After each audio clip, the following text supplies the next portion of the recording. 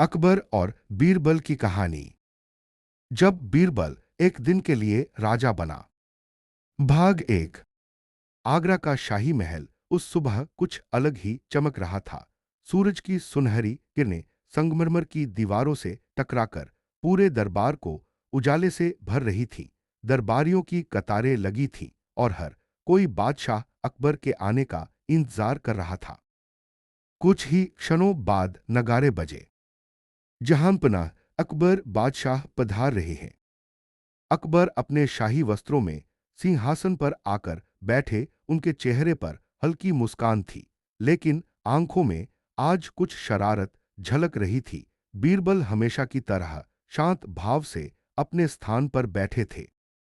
दरबार की कार्यवाही शुरू ही हुई थी कि अकबर ने अचानक कहा, बीरबल, तुम हमेशा अपनी बुद्धि पर बहुत गर्व करते हो। क्या तुम्हें लगता है कि राजा बनना आसान काम है? दरबार में सन्नाटा छा गया। सभी दरबारी उत्सुकता से बीरबल की ओर देखने लगे। बीरबल ने विनम्रता से उत्तर दिया, जहांपनाह, राजा बनना संसार का सबसे कठिन कार्य है। न्याय करना, सबकी भलाई सोचना और सही निर्णय लेना, यह हर किसी के बस की बात नहीं। अकबर मुस्कुराए, तो फिर क्यों न आज इसकी परीक्षा हो जाए। दरबारियों में हलचल मच गई। आज अकबर ने घोषणा की, पूरा एक दिन के लिए बीरबल राजा बनेंगे और हम एक साधारण दरबारी की तरह रहेंगे। यह सुनते ही सभी हैरान रह गए। किसी ने कभी ऐसा नहीं सुना था। बीरबल भी चौंक गए, लेकिन उन्होंने सिर झुकाकर कहा, जैसा जहांपनाह का आदेश। बीरबल का राज्याभिषेक। कुछ ही देर में शाही परंपरा के अनुसार बीरबल को राजसी वस्त्र पहनाए गए। उनके सिर पर मुकुट रखा गया और उन्हें सिंहासन पर बैठाया गया। अकबर नीचे दरबारियों के बीच आकर बैठ गए।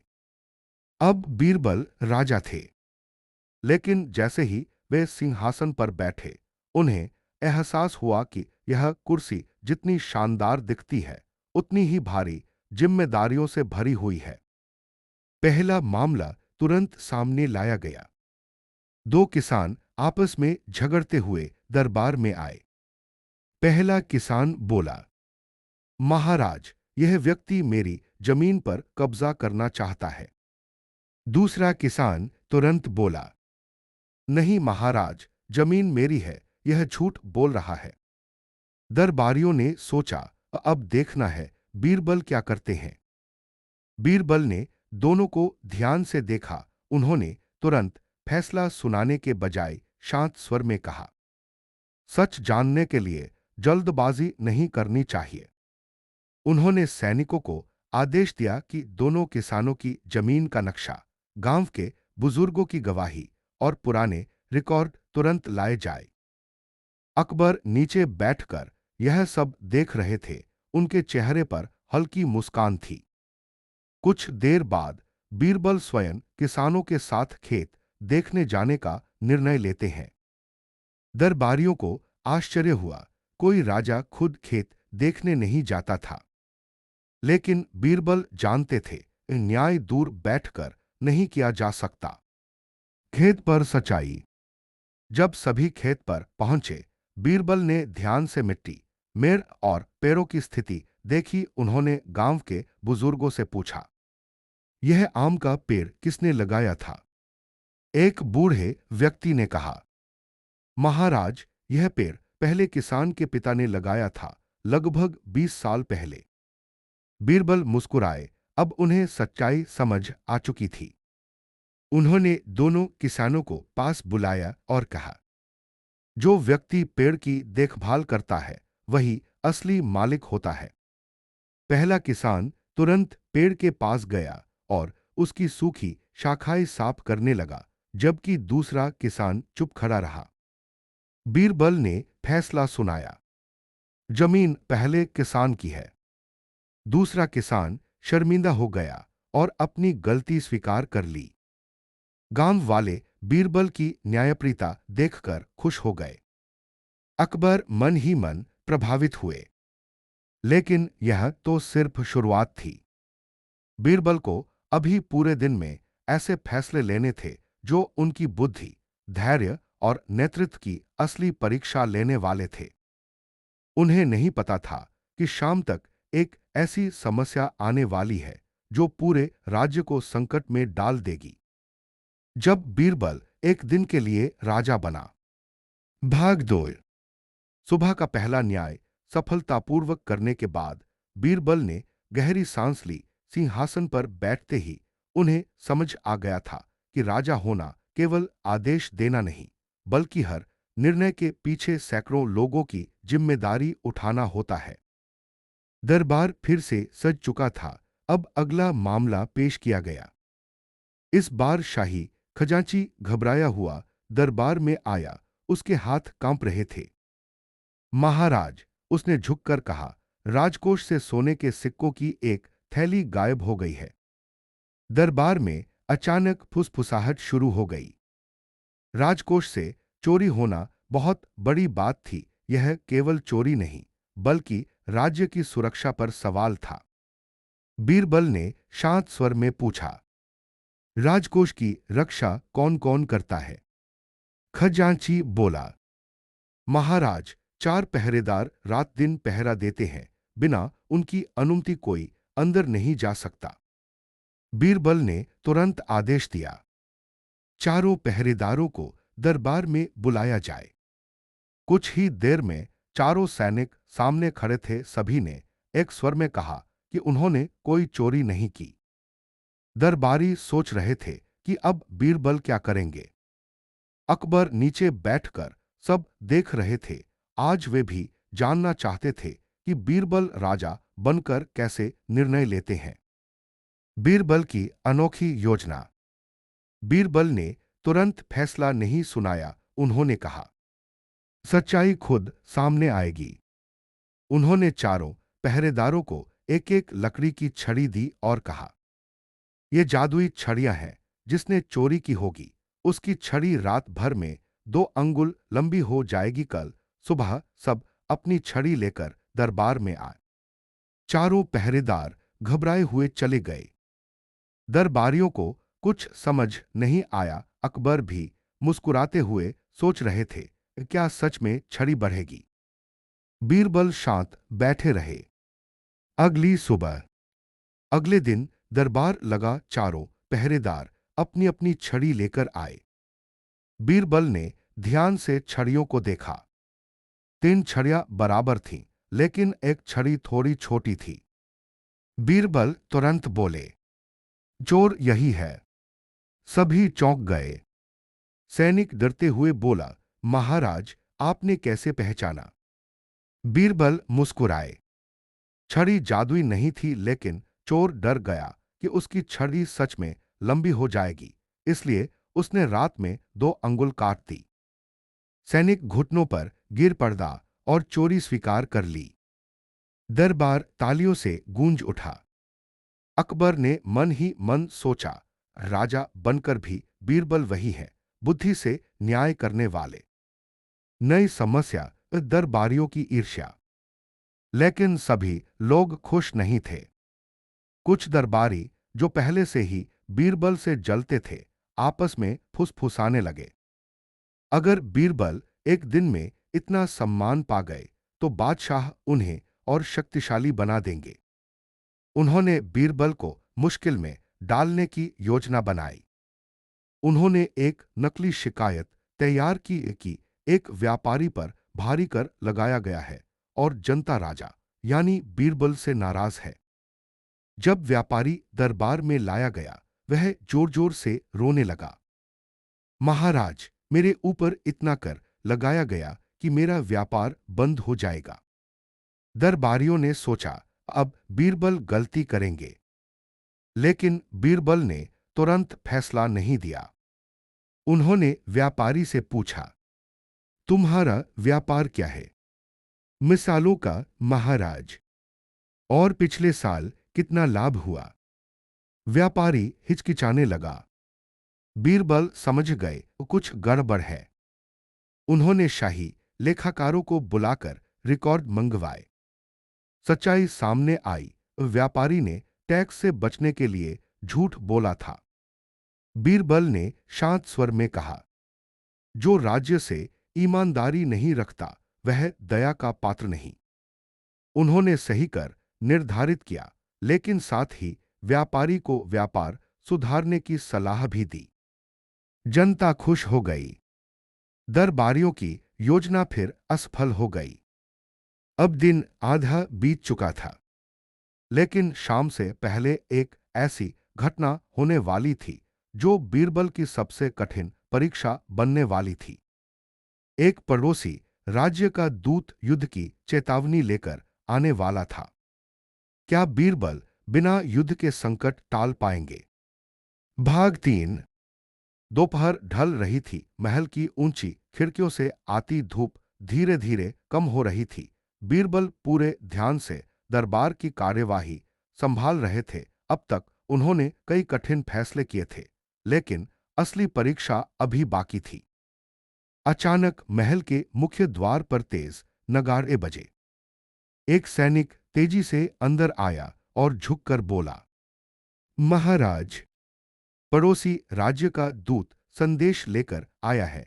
मामला बहुत गंभीर लगता है। दरबार में सन्नाटा छा गया। बीरबल ने शांत स्वर में कहा, उसे सम्मान के साथ अंदर लाया जाए। कुछ ही क्षणों में एक ऊंचे कद का दूत दरबार में पहुंचा। उसके कपड़े यात्रा की धूल से भरे थे, लेकिन उसके चेहरे पर घमंड साफ दिखाई दे रहा था। उसने झुककर औपचारिक अभिवादन किया और ऊंची आवाज में कहा, हमारे महाराज का संदेश है। आपकी सीमा के पास हमारे व्यापारियों को रोका गया है। यदि तुरंत समाधान नहीं हुआ तो इसे अपमान माना जाएगा और युद्ध के लिए तैयार रहिए। दरबारियों में हलचल मच गई। कुछ मंत्री तुरंत युद्ध की बात करने लगे। महाराज, सेना तैयार करनी चाहिए। ऐसे अपमान का जवाब तलवार से देना होगा। अकबर नीचे बैठे सब सुन रहे थे। वे जानना चाहते थे कि बीरबल इस संकट को कैसे संभालेंगे। बीरबल का शांत निर्णय। बीरबल ने हाथ उठाकर सबको शांत किया। युद्ध आखिरी उपाय होता है, उन्होंने गंभीर स्वर में कहा। पहले सच्चाई जानना जरूरी है। उन्होंने दूत से पूछा, क्या तुम्हारे पास कोई प्रमाण है कि हमारे सैनिकों ने व्यापारियों को रोका? दूत ने कुछ कागज पेश किए। बीरबल ने ध्यान से पढ़ा, फिर सीमा अधिकारी को तुरंत बुलाने का आदेश दिया। कुछ देर बाद सीमा का सेनापति दरबार में पहुंचा। उसने बताया, महाराज, हमने किसी व्यापारी को नहीं रोका, बल्कि कुछ लोग बिना कर दिए सामान ले जाने की कोशिश कर रहे थे, इसलिए उन्हें रोका गया। अब स्थिति स्पष्ट होने लगी। बीरबल की बुद्धिमानी भरी चाल। बीरबल ने तुरंत फैसला सुनाने के बजाय एक योजना बनाई। उन्होंने दूत से कहा, हम न्यायप्रिय राज्य हैं। कल सुबह दोनों राज्यों के व्यापारी यहां बुलाए जाएंगे। सबके सामने सच्चाई तय होगी। दूत मान गया। अगले दिन दरबार में दोनों राज्यों के व्यापारी आए। बीरबल ने सभी सामान की जांच करवाई। जांच में पता चला कि पड़ोसी राज्य के कुछ व्यापारी चोरी छिपेकर बचाकर व्यापार करना चाहते थे। पकड़े जाने पर उन्होंने झूठी शिकायत भेज दी। सच्चाई सामने आते ही दूत शर्मिंदा हो गया। बीरबल ने मुस्कुराकर कहा, गलतफहमी से युद्ध शुरू होते हैं, लेकिन बुद्धि से खत्म होते हैं। उन्होंने व्यापारियों को चेतावनी दी और दोनों राज्यों के बीच नया व्यापार समझौता कर दिया। युद्ध टल गया। पूरा दरबार वाह वाह से गूंज उठा। अकबर के चेहरे पर गर्व साफ दिखाई दे रहा था। सबसे कठिन परीक्षा की शुरुआत। लेकिन जैसे ही सब शांत हुआ, महल का एक गुप्त सैनिक तेजी से आया। महाराज, उसने धीरे से कहा, राजधानी में अफवाह फैल रही है कि नया राजा बीरबल जनता पर नए नियम लगाने वाला है। लोग डर गए हैं। बीरबल समझ गए, यह कोई साधारण बात नहीं, कोई जानबूझकर जनता को भड़का रहा था। उन्होंने तुरंत भेष बदलकर शहर जाने का निर्णय लिया। दरबारियों को यह सुनकर आश्चर्य हुआ, राजा स्वयं जनता के बीच। अकबर मुस्कुराए, उन्हें पता था कि अब असली नेतृत्व दिखाई देगा। रात होते ही बीरबल साधारण कपड़े पहनकर शहर की गलियों में निकल पड़े। उन्हें नहीं पता था कि यह यात्रा उन्हें एक ऐसे षड्यंत्र तक ले जाएगी जो सीधे दरबार के अंदर से रचा गया था। जब बीरबल एक दिन के लिए राजा बना। भाग 4। रात का अंधेरा धीरे धीरे आगरा शहर पर छा चुका था। बाजारों की रोशनी मंद पड़ रही थी, लेकिन गलियों में लोगों की धीमी बातचीत अभी भी सुनाई दे रही थी। बीरबल साधारण व्यापारी का भेष धारण किए चुपचाप शहर की ओर बढ़ रहे थे। राजा बनते ही उन्हें समझ आ गया था कि सच्चा शासक महल में बैठकर नहीं, बल्कि जनता के बीच जाकर राज्य की हालत समझता है। वे एक चाय की दुकान के पास रुके। कुछ लोग आपस में बातें कर रहे थे। एक आदमी बोला, सुना है नया राजा बहुत सख्त है, अब नए कर लगेंगे। दूसरा बोला, हां, कहा जा रहा है कि गरीबों से भी ज्यादा कर लिया जाएगा। बीरबल यह सुनकर चौंक गए। उन्होंने पास बैठकर धीरे से पूछा, भाई, यह बात किसने कही? एक आदमी बोला, दरबार के एक बड़े अधिकारी ने बताया है, वही तो खबर फैलवा रहे हैं। अब बीरबल समझ गए, यह अफवाह जानबूझकर फैलाई जा रही है। सच्चाई की खोज। बीरबल आगे बढ़े और शहर के अलग अलग हिस्सों में लोगों से बात की। हर जगह वही अफवाह थी। किसी ने राजा को देखा भी नहीं था, फिर भी लोग डर गए थे।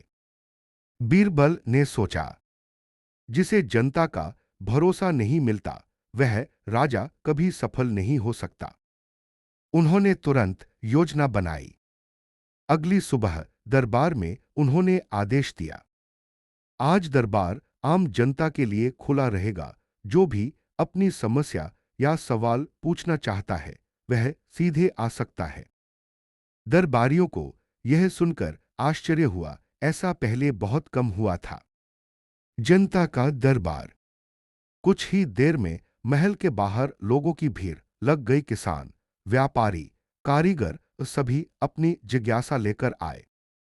एक बुजुर्ग किसान आगे आया और बोला, महाराज, क्या सच में गरीबों पर नया कर लगाया जाएगा? बीरबल मुस्कुराए।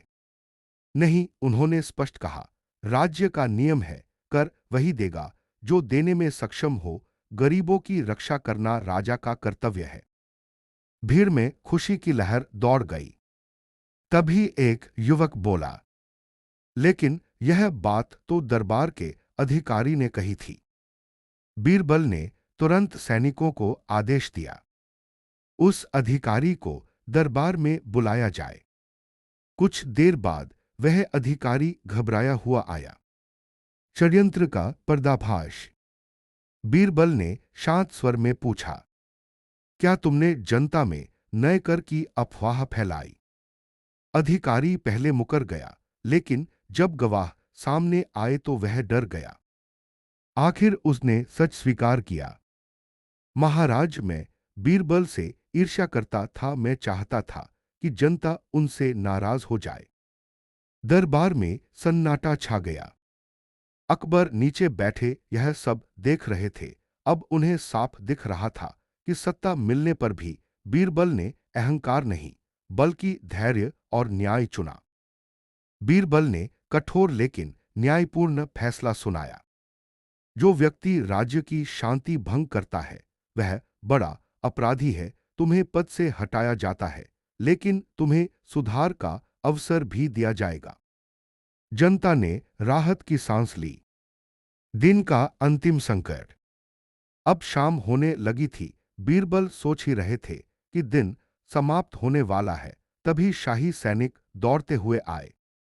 महाराज, महल के पास हाथियों का झुंड बेकाबू हो गया है। लोग डरकर भाग रहे हैं। यह सुनते ही दरबार में अफरा तफरी मच गई। अगर हाथी शहर में घुस जाते तो भारी नुकसान हो सकता था। सभी मंत्री घबरा गए, लेकिन बीरबल शांत रहे। उन्होंने तुरंत आदेश दिया, किसी को हथियार उठाने की जरूरत नहीं, पहले समझदारी से काम लिया जाएगा। अब बीरबल को साबित करना था कि राजा केवल न्याय ही नहीं, संकट में साहस भी दिखाता है। क्या वे बिना नुकसान के इस खतरे को रोक पाएंगे? भाग 5, अंतिम भाग। महल के बाहर अफरा तफरी मची हुई थी। सैनिक इधर उधर दौड़ रहे थे और लोग डरकर अपने घरों की ओर भाग रहे थे। शाही हाथियों का एक झुंड अचानक बेकाबू हो गया था। अगर उन्हें तुरंत नहीं रोका गया तो पूरा बाजार तहस नहस हो सकता था। दरबारियों ने घबराकर कहा, महाराज, सैनिकों को आदेश दीजिए, हाथियों को बांध दिया जाए। लेकिन बीरबल ने हाथ उठाकर सबको शांत किया। डरे हुए जीव पर बल प्रयोग करने से वह और उग्र हो जाता है। उन्होंने कहा, पहले यह समझना होगा कि हाथी बेकाबू क्यों हुए। बीरबल की सूझबूझ है। बीरबल तुरंत हाथियों के अस्तबल की ओर पहुंचे। वहां उन्होंने देखा कि हाथी जोर जोर से चिंघार रहे थे और महावत उन्हें संभालने की कोशिश कर रहे थे।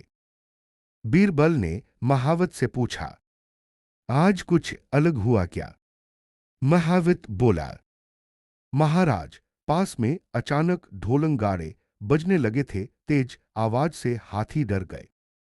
बीरबल समझ गए कि समस्या डर की थी, गुस्से की नहीं।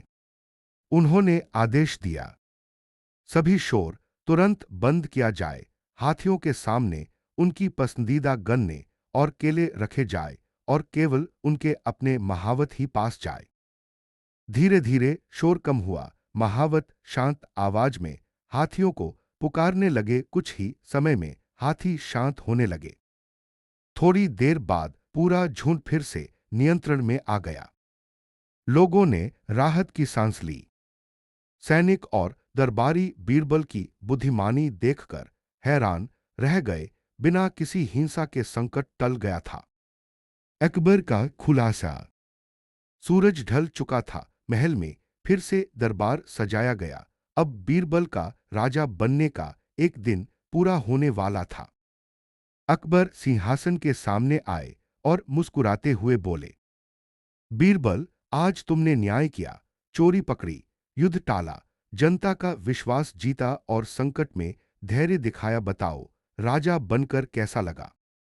बीरबल ने विनम्रता से सिर झुकाया। जहांपनाह, आज समझ आया कि राजा का मुकुट सोने का नहीं, जिम्मेदारियों का बना होता है। हर निर्णय हजारों लोगों की जिंदगी बदल देता है। अकबर प्रसन्न हो गए। उन्होंने कहा, आज तुमने साबित कर दिया कि सच्चा राजा वह नहीं जो शक्ति से राज करे, बल्कि वह जो बुद्धि और करुणा से शासन करे।